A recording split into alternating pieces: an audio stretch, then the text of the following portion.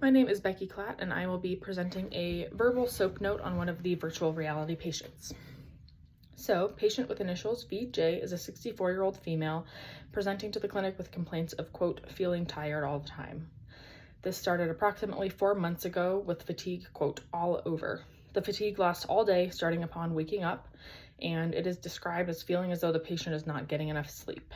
The patient reports that nothing makes this better and that it's worse every day. It has been constant for the 4-month period that the patient has described and has a severity of 6 out of 10 in terms of how disruptive it is to her daily functioning. The patient's vital signs are as follows. Heart rate is 80 beats per minute. Oxygen saturation is 97% on room air. Respirations are 20. Blood pressure is 160/90 millimeters of mercury, and temperature is 36.7 degrees Celsius. The patient's BMI is 29.8.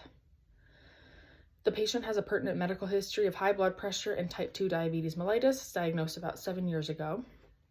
She has had an appendectomy and was hospitalized after that surgery, but denies further hospitalizations.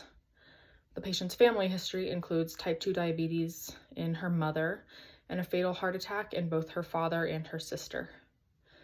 The patient does not drink alcohol or use tobacco and does not use recreational drugs. She is not sexually active. The patient lives alone and is retired. Her last colonoscopy was 5 years ago.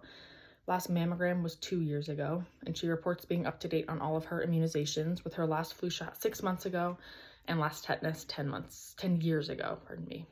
The patient is prescribed 25 milligrams of atenolol, 25 milligrams of hydrochlorothiazide, 1,000 milligrams of metformin, 20 milligrams of glyburide, and 81 milligrams of aspirin, but currently takes the aspirin, quote, most days, and atenolol, quote, some days. She's not taking the remainder of the medications.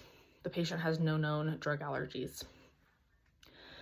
A review of symptoms reveals generalized fatigue, bilateral blurry vision, dry mouth, reported high blood sugars, frequent urination, peripheral neuropathy in the feet, and anhedonia.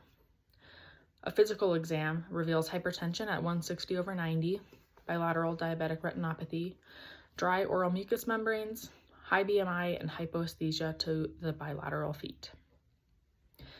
Labs indicate an A1C of 8.5 and all other values within normal limits. The PHQ-9 indicates severe depression. This assessment concludes uncontrolled type 2 diabetes mellitus with sequelae as the primary diagnosis. These sequelae include peripheral neuropathy, diabetic retinopathy, chronic fatigue, and depression.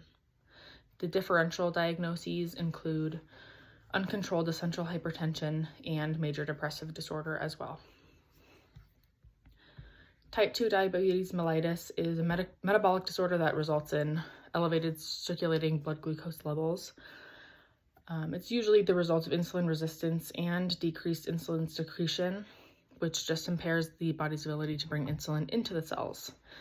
There are several risk factors of this condition, including obesity, sedentary lifestyle, and poor diet, as well as genetic predisposition, ethnicity, and family history. The symptoms of type 2 diabetes include polydipsia, polyuria, and polyphagia, as well as fatigue, peripheral neuropathy, blurry vision, and poor wound healing. If left uncontrolled, the symptoms will worsen and increase the instances of renal dysfunction, microvascular changes, and ultimately of death. So the plan for this patient is to consult with endocrinology, get her an appointment ASAP with them, hopefully to discontinue the PO anti-diabetic agents, metformin and glyburide, and initiate endogenous insulin. Ideally, this will occur after the appointment with endocrinology. It is also planned to discuss using fluoxetine for this patient, since her PHQ-9 indicated severe depression. The patient will also need counseling regarding medication use, equipment counseling, and counseling regarding non-pharmacological mechanisms of controlling type 2 diabetes, including diet and exercise. And the patient will also need counseling regarding how and when to check blood sugars and how and when to check blood pressures at home independently.